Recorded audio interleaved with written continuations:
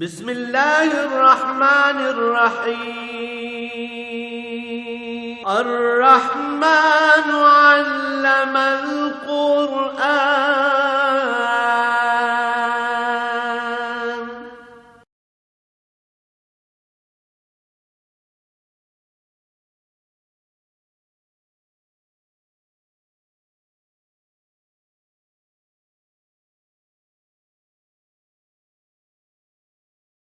الحمد للہ رب العالمین والصلاة والسلام علی حبیبہ محمد وآلہ وصحبہ اجمعین۔ اعوذ باللہ من الشیطان الرجیم، بسم اللہ الرحمن الرحیم۔ من کان یرید الحیاۃ الدنیا وزینتها نوفی الیہم اعمالہم فیہا وہم فیہا لا یبخسون۔ اولئک الذین لیس لهم فی الآخرۃ الا النار وحبط ما صنعوا فیہا وباطل ما کانوا یعملون۔ افمن کان علی بینۃ من ربہ ویتلوہ شاہد منہ ومن قبلہ کتاب موسیٰ اماما ورحمۃ اولئک یؤمنون بہ۔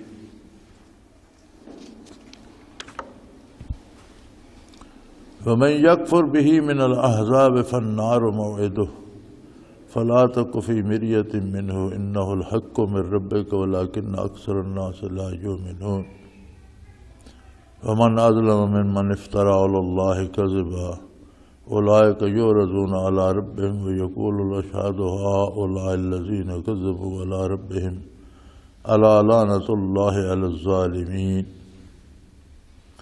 ان الذین یصدون عن سبیل اللہ ویبغونها عوجا وهم بالآخرۃ هم کافرون اولئک لم یکونوا معجزین فی الارض وما کان لهم من دون اللہ من اولیاء یضاعف لهم العذاب وما کانوا یستطیعون السمع وما کانوا یبصرون۔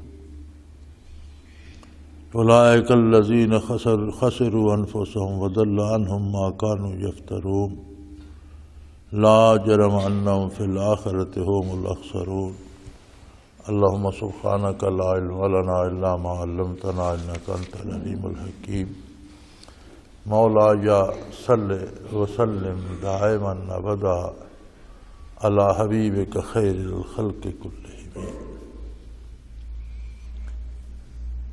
من کان یرید الحیاۃ الدنیا وزینتها نوفی الیہم اعمالہم فیہا وہم فیہا لا یبخسون۔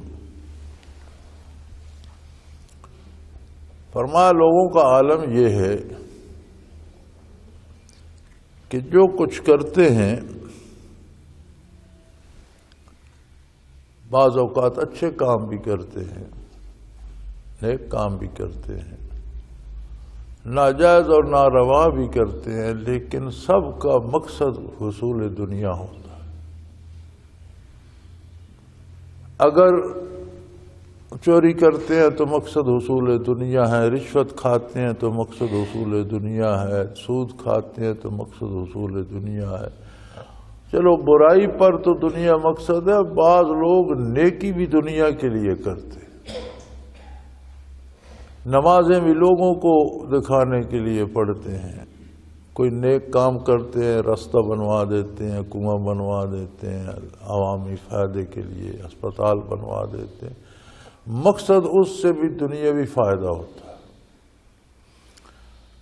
اور یہ دنیاوی فائدے کے لیے محنت کرنا یا مجاہدہ کرنا یہ تو تمام مذاہب باطلہ کی بنیاد ہے۔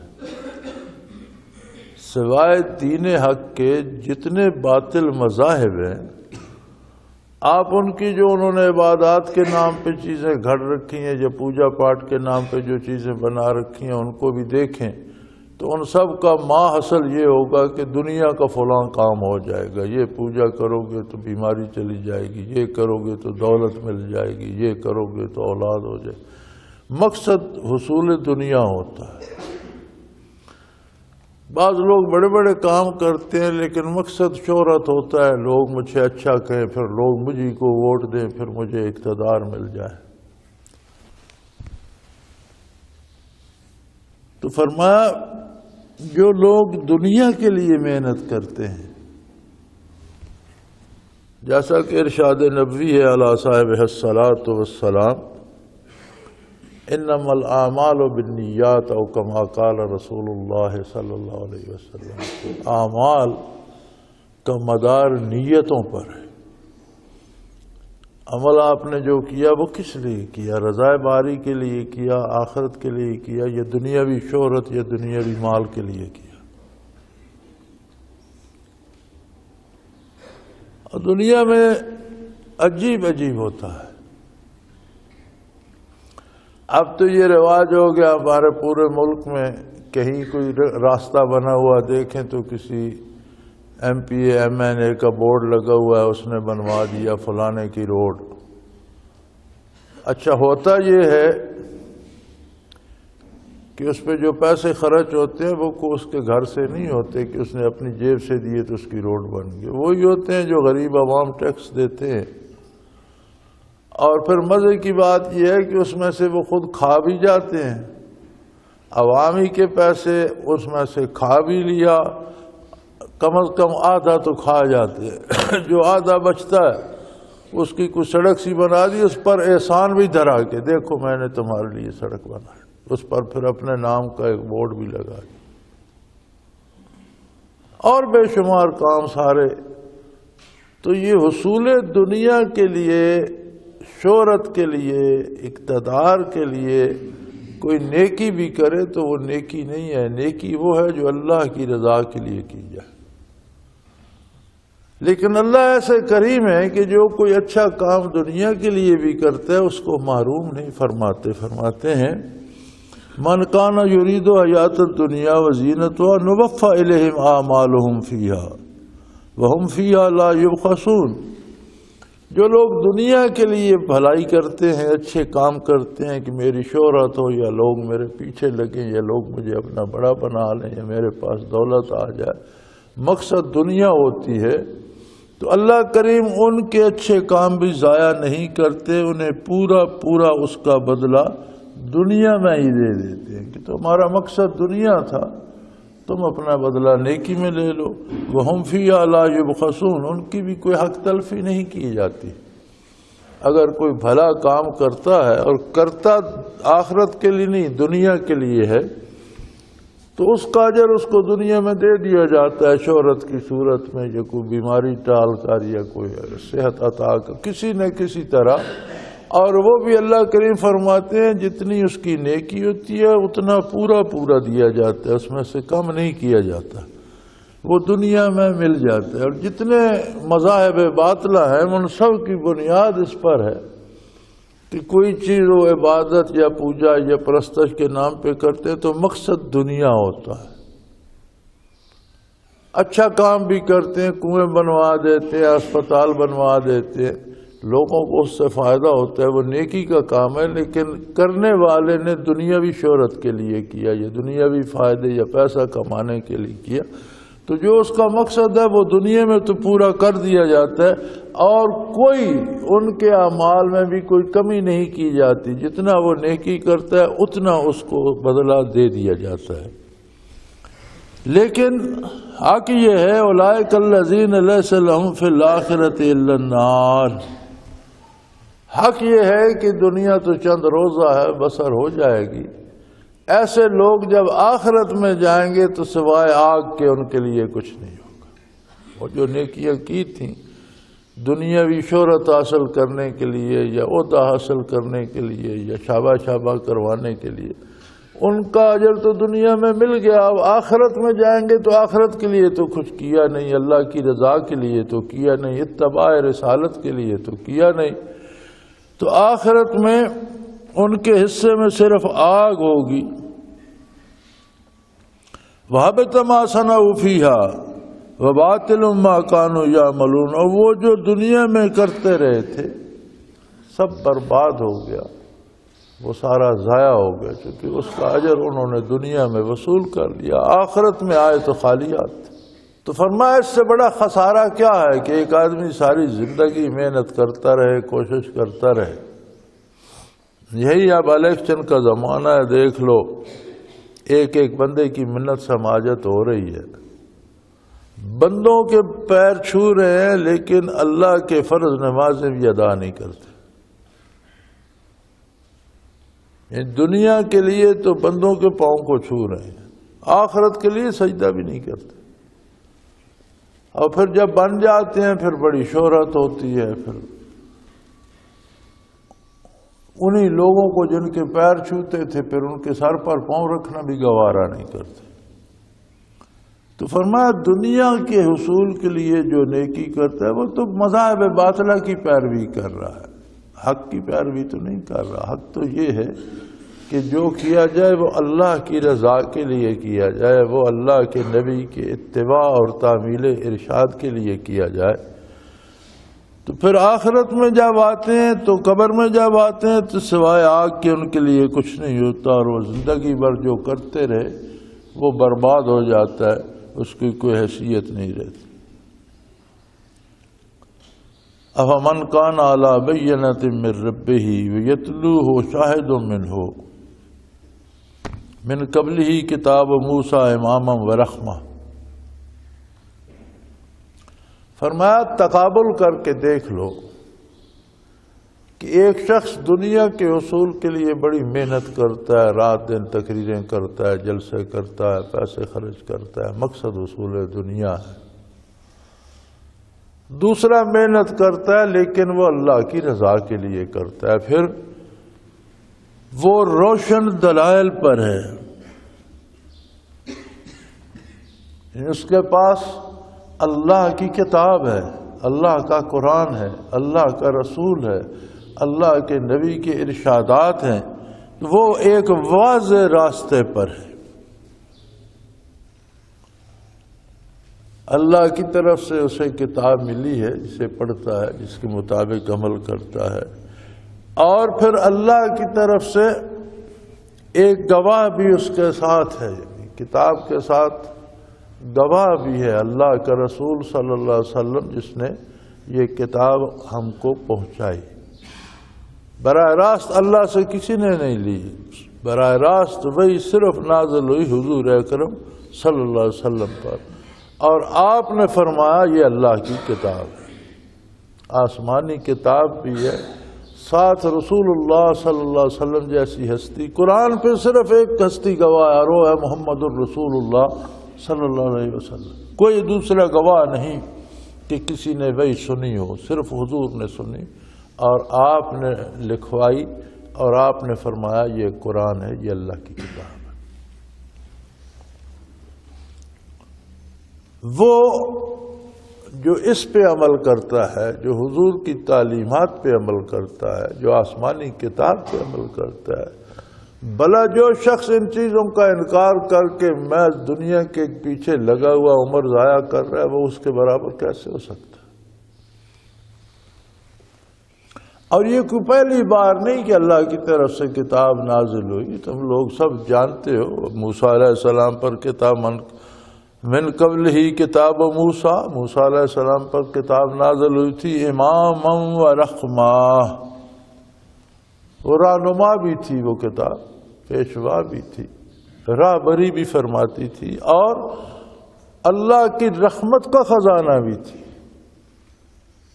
یعنی کتاب اللہ جو ہے، جتنی کتابیں، جتنے صحیفے نازل ہوئے، ان سب میں دو خصوصیتیں تھیں، ایک تو اللہ کی طرف سے تھیں اور بندے کی عملی زندگی کی رہنمائی فرماتی تھی کہ یہ کرو یہ نہ کرو، اور دوسرا وہ مجسم رحمت الہی تھی، ان کے ماننے سے رحمت ہوتی، ان کے پڑھنے سے رحمت نازل ہوتی، اور ان پر عمل کرنے سے رحمت نصیب ہوتی۔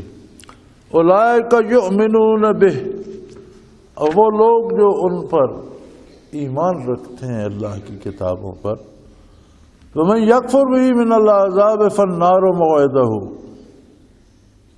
اور جو اللہ کی کتابوں کا انکار کرتا ہے، جو طبقے، جو ٹولے، جو گروہ اللہ کی کتابوں کو نہیں مانتے، انکار کرتے ہیں، فالنار موعدہ، ان کے ساتھ دوزخ کا وعدہ ہے۔ دو ہی تو راستے ہیں، ایک اطاعت کا راستہ ہے جو اللہ کی رحمت کو اور اللہ کی جنت کو جاتا ہے، اور دوسرا راستہ گمراہی کا ہے جو اللہ کی غضب کو اور غضب کا مظہر ہے دوزخ کو جاتا ہے۔ فلا تک فی مریۃ منہ، اے مخاطب اس میں کسی شبہ میں مبتلا مت ہونا۔ انہ الحق من ربک، یہ سارا وہ حق ہے، یقیناً یہ حق ہے جو تمہارے پروردگار کی طرف سے نازل ہوا ہے، جو رب کی طرف سے آیا ہے۔ رب چونکہ کائنات کا مالک ہے اور ہر ایک کی ضرورت اس نے اپنے ذمے لے لی ہے، اپنی مخلوق کی رہنمائی فرمانا سب سے زیادہ ضرورت ہے مخلوق کو اس کی کہ اس کی رہنمائی کی جائے۔ اس کے لیے اس رب کریم نے کتابیں نازل فرمائی۔ اس معاملے میں کسی شبہ میں نہ رہنا،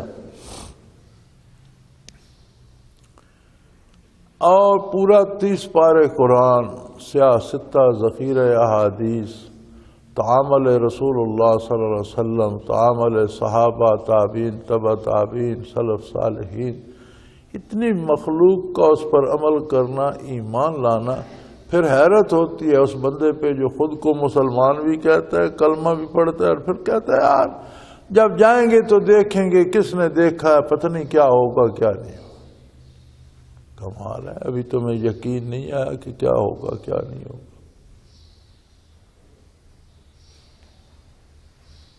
تو یہ ارشادات باری میں شک کرنا یہ بھی بڑا ظلم ہے۔ یقین کرو، اور یقین ہو تو پھر بندہ عمل کرتا ہے، متردد ہو، اس میں شک ہو تو پھر وہ پرواہ نہیں کرتا، عمل نہیں کرتا۔ تو دو طرح سے معروم ہوتا ہے، ایمان سے بھی اور عمل سے بھی۔ اور یہ تو پروردگار کی رحمت ہے، اس کی شان تھی کہ وہ رہنمائی فرمائے، اس نے اپنی مخلوق کی رہنمائی کے لیے انبیاء مبعوث فرمائے، ان پر کتابیں نازل فرمائیں، اور پھر آقا نامدار صلی اللہ علیہ وسلم مبعوث ہوئے تو نئی نبوت کی ضرورت ہی باقی نہ رہی۔ کتاب وہ آئی جس کا ہمیشہ کے لیے حفاظت کا ذمہ اللہ نے لے لیا، اور جس نے قیامت تک کے سارے مسائل کے مسئلے سلجھا دیے، کوئی الجھاؤ باقی نہیں چھوڑا۔ زمانہ بدلتا رہا، دنیا کے حالات بدلتے رہے، موسم بدلتے رہے، افراد کے مزاج بدلتے رہے، لیکن ہر عید کے لیے، قیامت تک کے لیے قرآن نے ہر امر کا فیصلہ دے دیا۔ اور یہ آپ کے پروردگار کی طرف سے حق ہے، ولیکن اکثر الناس لا یؤمنون، لیکن بات یہ ہے کہ اکثر لوگوں کو ان باتوں پہ یقین نہیں آتا، ایمان نہیں لاتے۔ ایمان تو یقین کا نام ہے نا، تو اکثر لوگ یقین نہیں کرتے۔ اب کتنی سادہ سی بات ہے کہ اللہ کریم نے کچھ جرائم ایسے ہیں جن کو قاضی کی ثوابدید پہ چھوڑ دیا کہ وہ شہادتیں لے کر اس جرم کے مطابق سزا دے۔ کچھ ایسے جرائم ہیں جو بہت شدید ہیں، جیسے قتل، زنا، چوری، ڈاکہ، ان کی سزائیں قرآن میں مقرر کر دی، انہیں حدود کہتے، مقرر کر دی۔ بڑی سخت سزا دی زانی کو کہ کوئی اس پر رحم نہ کرے اور سر عام اسے پتھروں سے مار مار کر ہلاک کر دیا جائے۔ کتنی سخت سزا ہے، پھانسی دیتے ہیں تو بھی بندہ لمحے میں مر جاتا ہے، گولی مارتے ہیں مر جاتا ہے، تلوار سے گردن کاٹتے ہیں مر جاتا ہے، یہ پتھروں سے مار مار کر مارنا، بھگا بھگا کر، یہ تو بڑی سخت سزا ہے۔ اب جو سود ہے وہ اتنا بڑا جرم ہے کہ اس کی سزا مقرر نہیں فرمائی، فرمایا فَاذَنُوا بِحَرْبٍ مِّنَ اللَّهِ وَرَسُولِهِ، جو سود کھاتا ہے اور سود کھانے سے باز نہیں آتا وہ اللہ کے رسول کے ساتھ جنگ کرنے کے لیے تیار ہو۔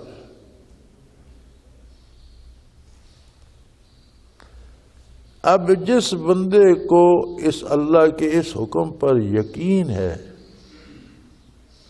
کیا وہ اتنی جرأت کر سکتا ہے کہ وہ اللہ اور اللہ کے رسول کے ساتھ جنگ کے لیے تیار ہو جائے؟ تو یہ جو عام ہو گیا سود بندہ کھائے جا رہا ہے، چھوڑتے نہیں، ہیلے حوالے سے اسے حلال کرانے کی کوشش کرتے ہیں، اس سے فتویٰ لے لو، اس سے فتویٰ لے لو، اس سے فتویٰ، حالانکہ خود انہیں پتہ ہوتا ہے کہ سود ہے۔ تو یہ ایمان کی کمی اور کمزوری ہے، جس کا نتیجہ یہ ہوتا ہے کہ بندے کو جب ایمان نہ رہے تو نیکی کی توفیق نہیں ہوتی۔ نیکی کی بنیاد ایمان اور عقیدے پر ہے، اللہ کی رضا کے لیے اور اپنی اخروی فلاح کے لیے سنت کے مطابق عمل کرے، جیسا حضور صلی اللہ علیہ وسلم نے فرمایا ہے، جیسا صحابہ کرام تابعین تبع تابعین نے کیا ہے۔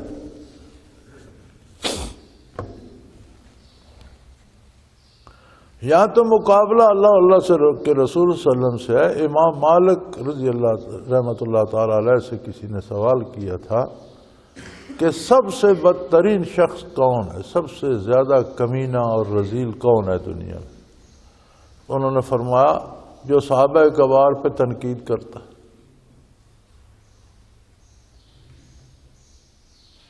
اس لیے کہ اللہ کے پیغام کو اللہ کے رسول صلی اللہ علیہ وسلم لائے، ان سے سیکھ کر قیامت تک آنے والی نسلوں کو پہنچایا صحابہ کرام۔ جب صحابہ کرام مجروح ہوتے ہیں تو سارا دین مشکوک ہو جاتا ہے، دین کی بنیاد ہل جاتی ہے۔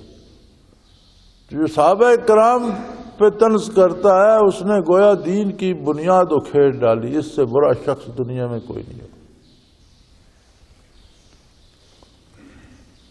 وَلَكِنَّ أَكْثَرَ النَّاسِ لَا يُؤْمِنُونَ، لوگوں کی اکثریت ایسی بد نصیب ہے کہ ایمان نہیں لاتے، ان باتوں پہ یقین نہیں ہوتا انہیں، اور اس برائی سے باز نہیں آتے۔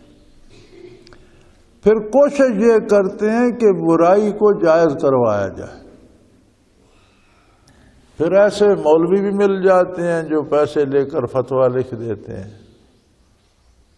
تو فرمایا دونوں ایک جیسے ہیں۔ فمن اظلم ممن افترى علی اللہ کذبا، جو بندہ اللہ پر جھوٹ بولے اس سے بڑا ظالم کون ہو سکتا؟ مذاہب باطلہ کی بنیاد بھی اسی بات پر ہے کہ وہ اللہ پر جھوٹ بولتے ہیں، بتوں کو مانے، دیوی دیوتاؤں کو مانے، بالآخر ایک عظیم طاقت کو ماننا پڑتا ہے جو سب کی مالک ہے۔ اور جب وہ اپنی طرف سے رسومات بنا کر کہتے ہیں کہ یہ کرو تو اس پر اللہ راضی ہو، تمہیں اللہ یہ انعام دے گا، یہ کرو تو یہ دے گا، تو یہ بھی تو اللہ پر جھوٹ ہے۔ ایسے فتوے دینا جو شرعاً جائز نہیں۔ اب بعض علماء نے ہیلے حوالے سے سود کے جواز کے بھی فتوے دیے ہوئے ہیں، یا میرے پاس بھی کئی فتوے آتے ہیں، بینک والے لے آتے ہیں جی ہمارا تو بلا سودی بینک ہے اور یہ فتویٰ ہے فلاں مفتی صاحب کا۔ بھائی بلا سودی آپ کا کیسا ہے جبکہ اس میں آدھے سے زیادہ حصے قومی بینک کے، اور قومی بینک سارا سود پہ چلتا ہے، آپ کے 49% ہے، ان کے 51% ہے۔ تو یہ آدھے سے زیادہ میں سود اور آدھے سے کم میں سود کیسے نہیں ہے؟ یہ تفریق کیسے ہو سکتی؟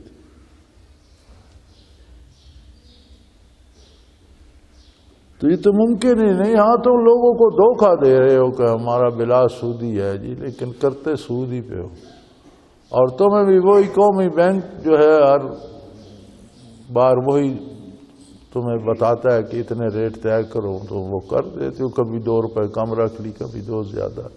تو ان ہیلوں حوالوں سے تو نہیں ہوتا، یہ اللہ کے حکم میں ہیرا پھیری جائز نہیں ہے، کیونکہ اس سے بڑا ظالم کون ہوگا جو اللہ پر بھی جھوٹ بولے۔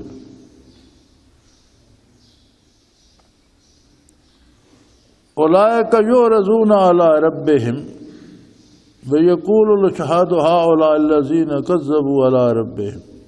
فرمایا یہ پتہ تو تب پڑے گا جب یہ لوگ پروردگار کے سامنے اپنے اعمال کے ساتھ پیش ہوں گے، اور گواہ موجود ہوں گے جو یہ کہیں گے کہ یہی وہ لوگ ہیں جنہوں نے اپنے پروردگار پر جھوٹ بولا تھا۔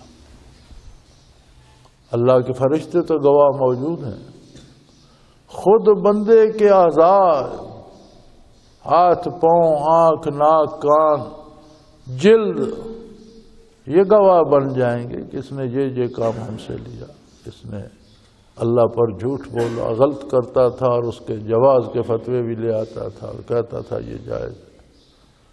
تو فرمایا گواہ بھی موجود ہوں گے اور وہ ساری چیزیں بارگاہ الہی میں پیش ہوں گی اور بتایا جائے گا کہ انہوں نے یہ جھوٹ بولا تھا اپنے پروردگار پر۔ فرمایا الا لعنت اللہ علی الظالمین، خبردار سن لو ظالموں پر اللہ کی لعنت۔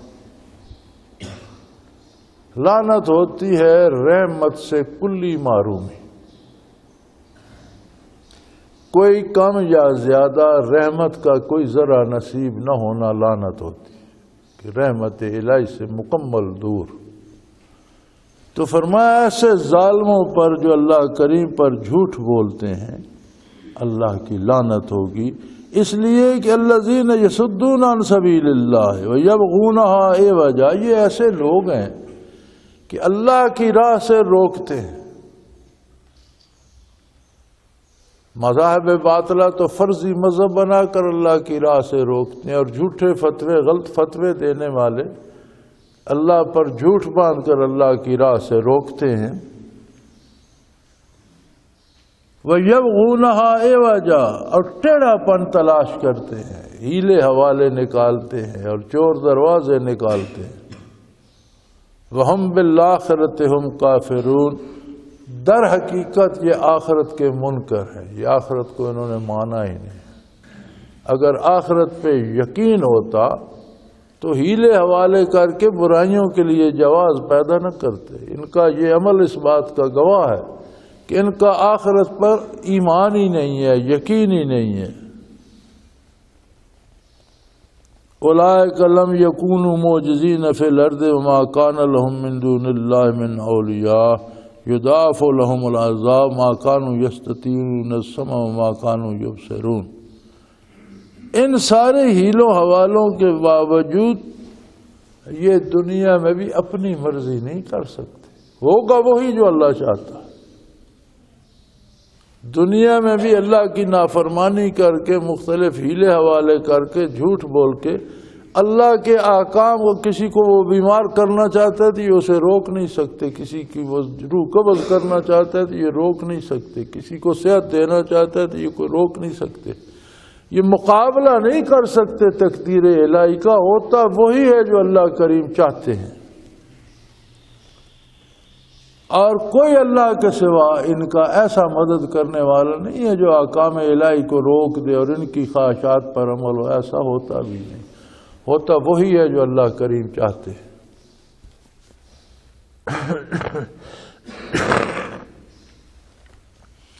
ہاں ان کے ان ہیلوں حوالوں کا نتیجہ یہ ہوتا ہے یضاعف لهم العذاب، اللہ ان کے لیے عذاب دگنا کر دیتے۔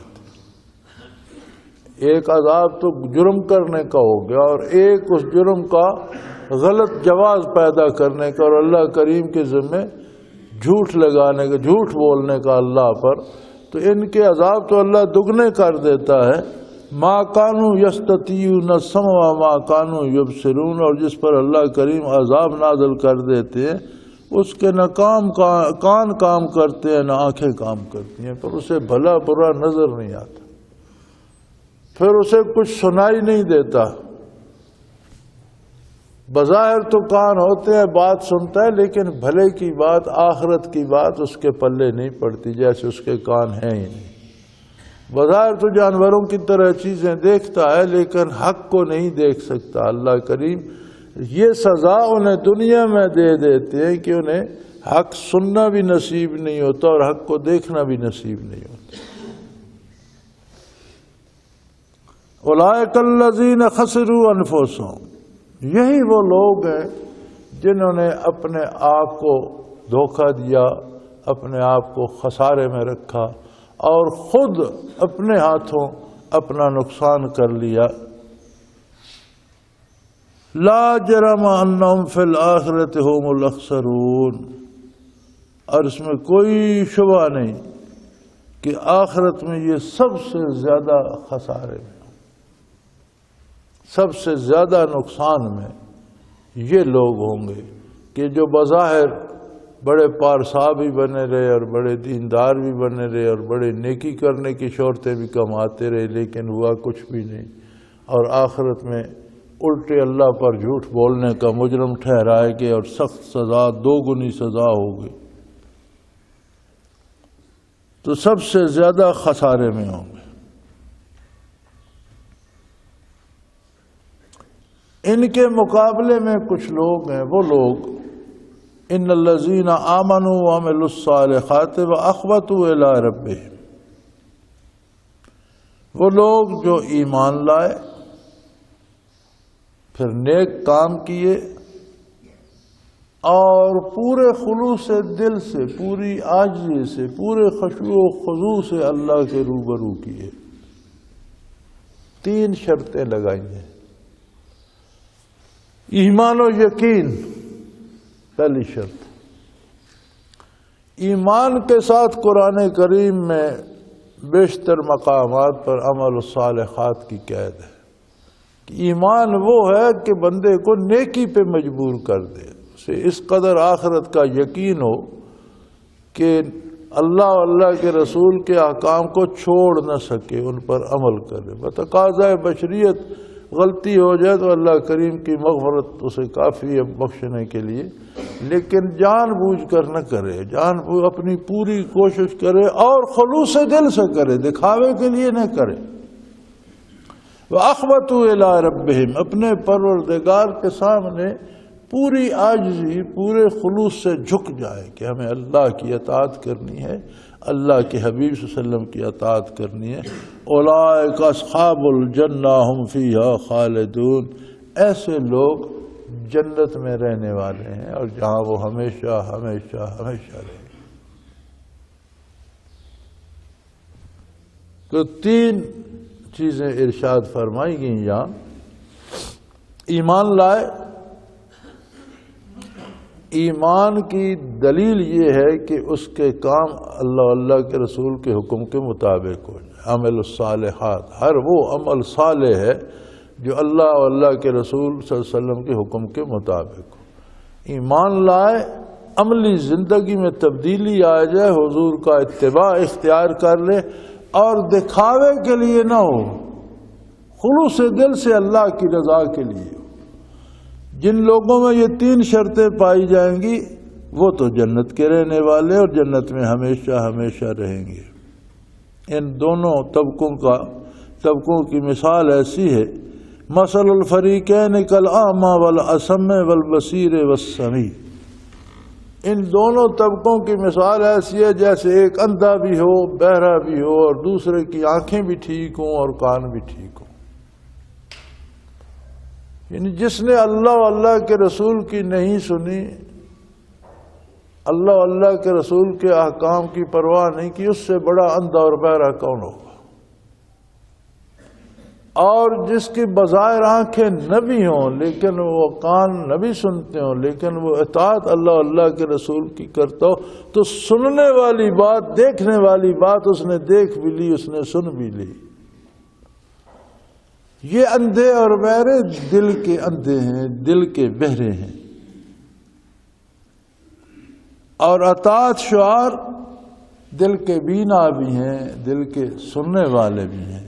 هل یستویان مثلا، کیا یہ دونوں ایک جیسے ہو سکتے ہیں؟ ہرگز نہیں۔ افلا تذکرون، لوگوں کیا تم اس سے نصیحت حاصل نہیں کرتے، اس پر سوچتے کیوں نہیں؟ یہ جو ساری بات ارشاد فرمائی گئی ہے، اس پر غور کیوں نہیں کرتے؟ اسے سوچو، ابھی وقت ہے تمہارے پاس، یہ وقت گزر گیا، دار عمل ختم ہو گیا تو پھر توبہ کا دروازہ بھی بند ہو جائے گا اور پھر کوئی نیکی کی فرصت بھی نہیں ہوگی، پھر تو دار جزا شروع ہو جائے گا۔ لہذا تم لوگ اس پہ کیوں نہیں سوچتے؟ تم ایک ایک ٹکے کے لیے دن بھر بیٹھ کر سوچتے ہو کہ کیسے کمایا جائے، ایک ایک کپڑے کے لیے سوچتے ہو، تو اس کے لیے دائمی زندگی کے لیے کیوں نہیں سوچتے ہو کہ جو نافرمانی کر رہا ہے اس کا نتیجہ کیا ہوگا، جو اطاعت کر رہا ہے اسے کیا درجات ملیں گے؟ اس پر غور کرو اور بھلائی کا راستہ اختیار کرو۔ آخر دعوانا ان الحمدللہ رب العالمین۔ اللہ اللہ اللہ اللہ اللہ اللہ اللہ اللہ۔ حضرت امیر محمد اکرم آوان مد ذلہ العالی دارالعرفان منارہ ضلع چکوال میں سالہ سال سے قرآن و حدیث کے اوپر خطابات کر رہے ہیں اور سلسلہ نقشبندیہ اویسیہ کے مطابق لوگوں کو ذکر الہی کی تربیت دے رہے ہیں۔ وہ قرآن پاک کی تفسیر ترتیب وار بیان کر رہے ہیں۔ تفسیر قرآن کو وہ موجودہ ملکی اور بین الاقوامی حالات کے مطابق بیان کرتے ہیں۔ موٹر وے سے کلر کہار کے انٹرچینج سے نکلتے ہوئے کلر کہار کی جھیل سے ہوتے ہوئے میانی، بوچھال اور نور پور سے گزرتے ہوئے دارالعرفان منارہ پہنچ سکتے ہیں۔ حضرت امیر محمد اکرم آوان نے بچیوں اور بچوں کی دینی اور دنیاوی تعلیم کے لیے سقارہ اکیڈمی کے نام سے ایک درسگاہ بھی قائم کی ہے، جس کا افتتاح ملک پاکستان کے صدر جنرل محمد ضیاء الحق نے اپنے دست مبارک سے کیا تھا۔ وہ تمام احباب جو اسلام کی طلب رکھتے ہیں ان سے گزارش ہے کہ دارالعرفان منارہ ضلع چکوال میں امیر محمد اکرم آوان صاحب کے خطابات سے مستفید ہوں۔ وہ ہر جمعے کو نماز سے پہلے بیان فرماتے ہیں۔ ہر ماہ کی پہلی اتوار کو ماہانہ اجتماع ہوتا ہے جس میں آپ خصوصی خطاب فرماتے ہیں اور پاکستان کے چاروں صوبوں سے احباب اس اجتماع میں شرکت کرتے ہیں۔ اس کے علاوہ یہاں سال میں 2 مرکزی اجتماعات بھی ہوتے ہیں، ایک رمضان المبارک میں اعتکاف کا اجتماع اور دوسرا جولائی اور اگست میں 40 دن کا اجتماع ہوتا ہے جس میں روحانی تربیت کی جاتی ہے۔ اپنا خون سیماب دے کر اتنا ہم کر جائیں گے، نام آقا کا چمن میں پھر رقم کر جائیں گے۔